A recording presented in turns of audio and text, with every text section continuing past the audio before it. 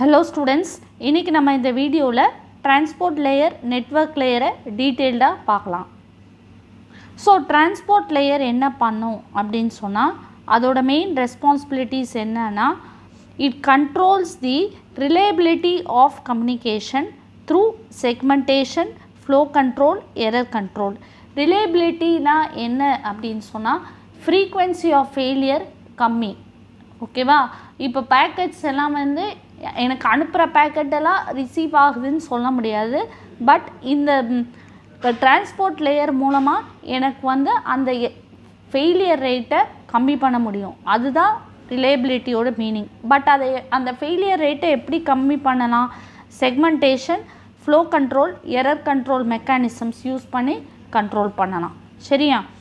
So இப்போ பார்த்தீங்க அப்படின்னா செஷன் லேயர்லேருந்து நமக்கு வந்து டிரான்ஸ்போர்ட் லேயருக்கு பேக்கெட்ஸ் எப்படி வரும்? செக்மெண்ட்ஸ் ஃபார்மேட்டில் வரும். சரியா? டேட்டா யூனிட் வந்து டிரான்ஸ்போர்ட் லேயரில் அந்த டேட்டா யூனிட்டை வந்து செக்மெண்ட்ஸ்ன்னு சொல்லுவாங்க. அந்த செக்மெண்ட்டில் என்ன இருக்கும் அப்படின்னு சொன்னால் போர்ட் நம்பர் இருக்கும், சீக்வன்ஸ் நம்பர் இருக்கும்.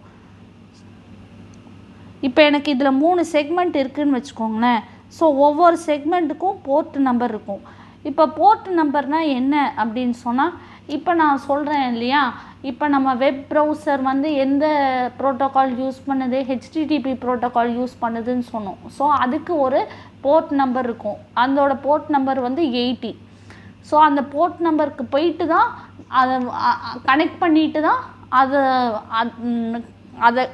அந்த ப்ரௌசர் வந்து அந்த கரஸ்பாண்டிங் போர்ட் நம்பர் கனெக்ட் பண்ணிட்டு தான் நம்ம வந்து அடுத்தது பண்ண முடியும். அதே மாதிரி தான் இப்போது ஸ்கைப் அப்ளிகேஷனுக்கு ஒரு போர்ட் நம்பர் இருக்குது. இது செக்மெண்ட் 1ன்னு வச்சுக்கோங்களேன். இதை செக்மெண்ட் 1ன்னு வச்சுக்கோங்க. இதை செக்மெண்ட் 2ன்னு வச்சுக்கோங்க. இது செக்மெண்ட் 3ன்னு வச்சுக்கோங்க. சரியா? ஸோ எனக்கு இப்போ 3 செக்மெண்ட்ஸ் இருக்குது. ஸோ ஃபஸ்ட்டு செக்மெண்ட் வந்து ஸ்கைப் இதை கேட்குது. எனக்கு எங்கே போகணுன்னு சொல்லுது? இந்த நெட்வொர்க் அப்ளிகேஷன் ஸ்கைப் நெட்வொர்க் அப்ளிகேஷனை ஆக்சஸ் பண்ணணுன்னு சொல்லுது.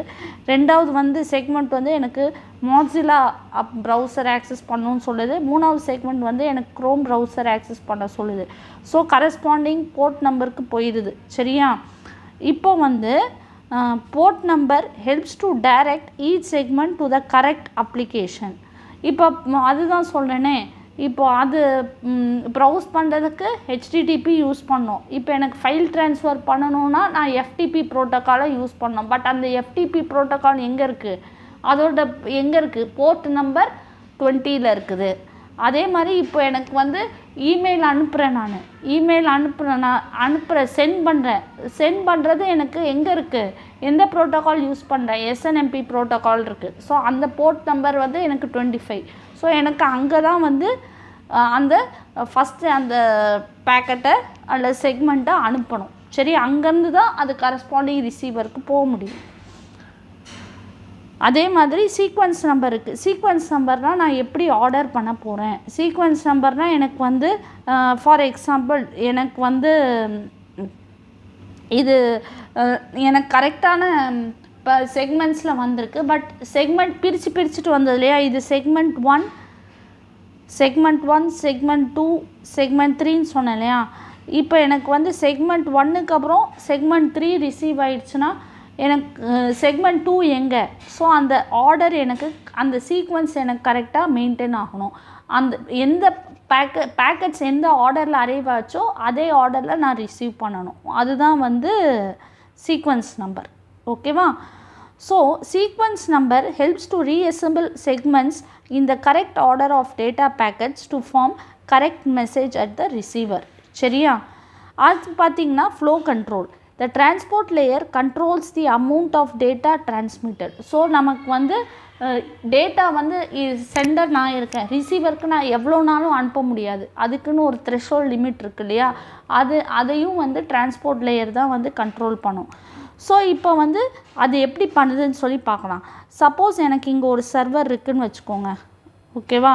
இது என்னோட சர்வர். அதே மாதிரி இது என் மொபைல் ஃபோன். இங்கே ரிசீவர் இருக்காங்க.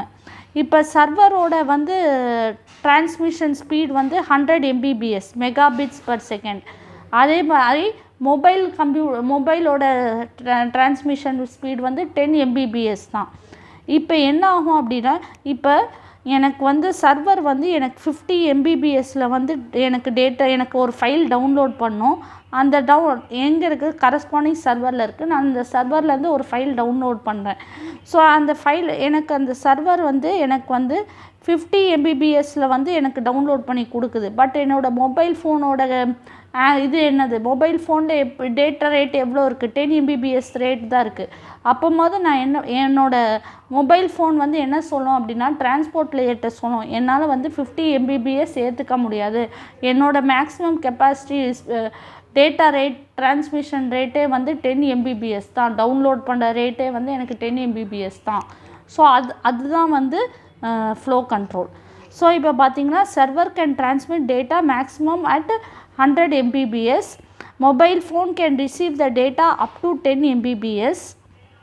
அப்புறம் வந்து பார்த்தீங்க அப்படின்னா, a file is downloaded from the server at the rate of 50 Mbps. சர்வரோட இது 50 Mbps. But mobile phone can receive data only up to 10 Mbps. சரியா? Mobile phone with the help of transport layer can tell the server to slow down the data transmission up to 10 Mbps. எனக்கு என்னோட இது அவ்வளோதான், என்னோட data rate அவ்வளோதான். Similarly, if the server is sending data at 5 Mbps, it can tell the transport layer to send the data at 10 Mbps to maintain system performance. அதாவது இப்போ server வந்து எனக்கு 5 Mbpsல தான் அனுப்புது.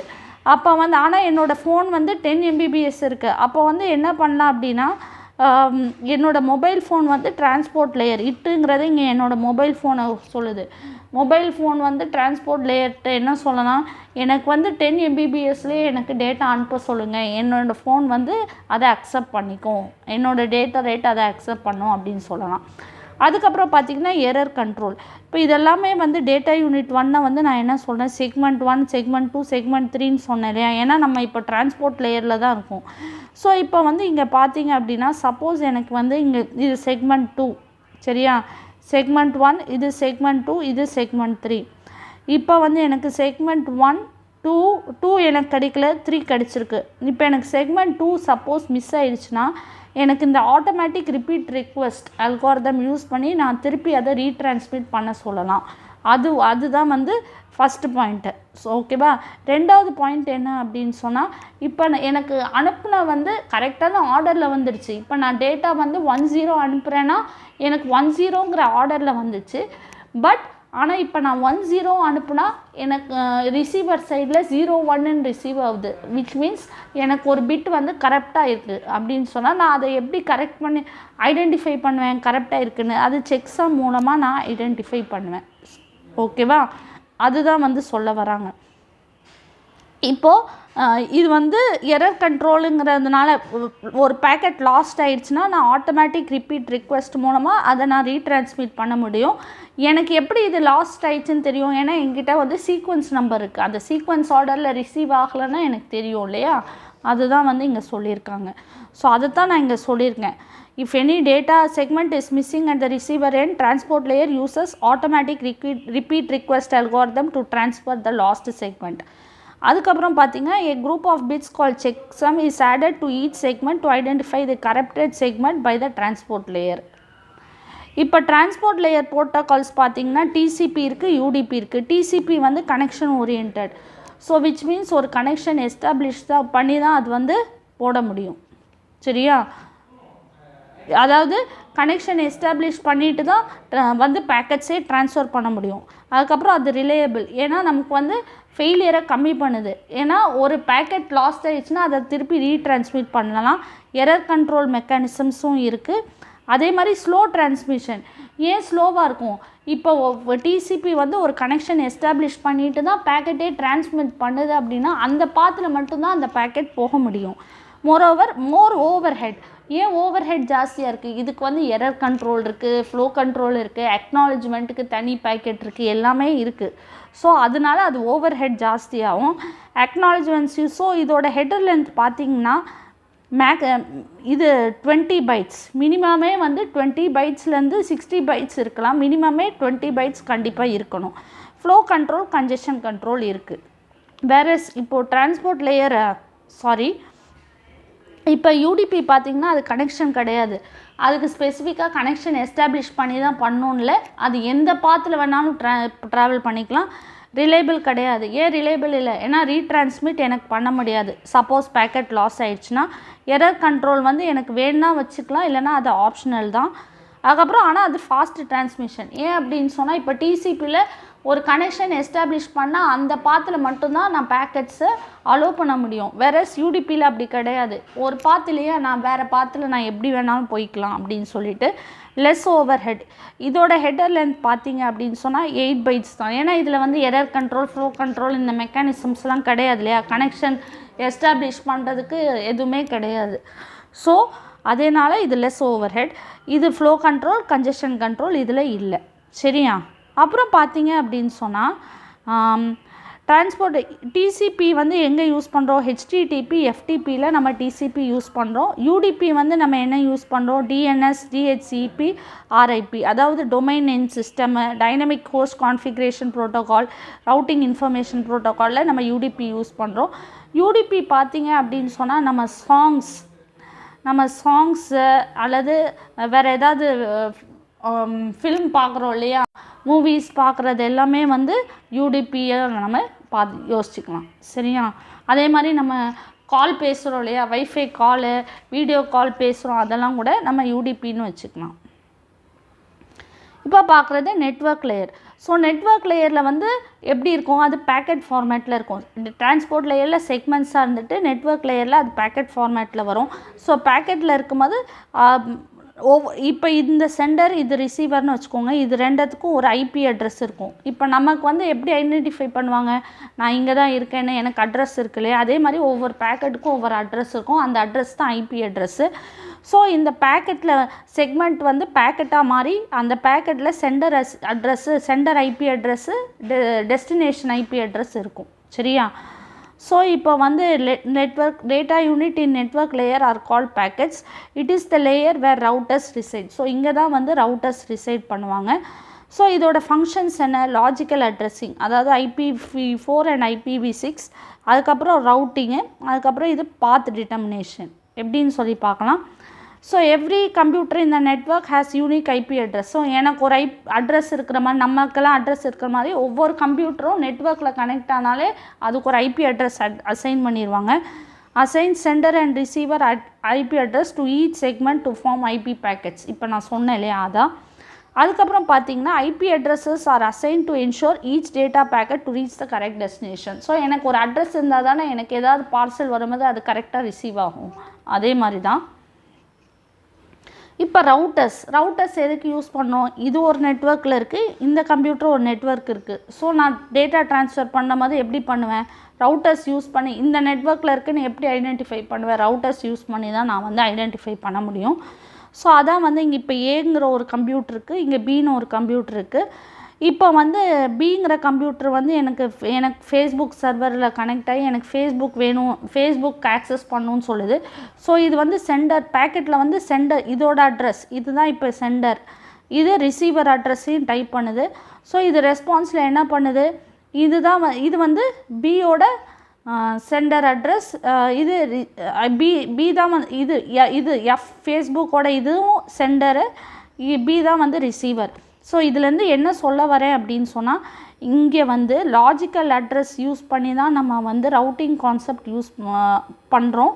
ஸோ அந்த லாஜிக்கல் அட்ரஸில் வந்து நமக்கு வந்து என்ன ஆகுதுன்னா, சப்நெட் மாஸ்க்குங்கிற கான்செப்ட் யூஸ் பண்ணி தான் சப்நெட் கரெக்டான இதுக்கு ஃபார்வர்ட் பண்ணுறோம். ஃபார் எக்ஸாம்பிள் இப்போ இந்த ஐபி அட்ரஸ் பார்த்திங்கன்னா, இதோட சப்நெட் மாஸ்க் பார்த்திங்கன்னா 255.255.255.0. இந்த 255.255.255.0 எப்படி வந்ததுன்னா, இப்போ இங்கே இருக்கிற ஐபி அட்ரஸ் எல்லாமே கிளாஸ் சி அட்ரஸிங். ஸோ அதோட சப்நெட் மாஸ்க் வந்து இதுதான் சப்நெட் மாஸ்க். அதை நம்ம டீட்டெயில்டாக பார்க்கலாம். இப்போ டைம் பீயிங் இப்போ அதை கான்செப்டுக்காக அண்டர்ஸ்டாண்ட் பண்ணிக்கோங்க.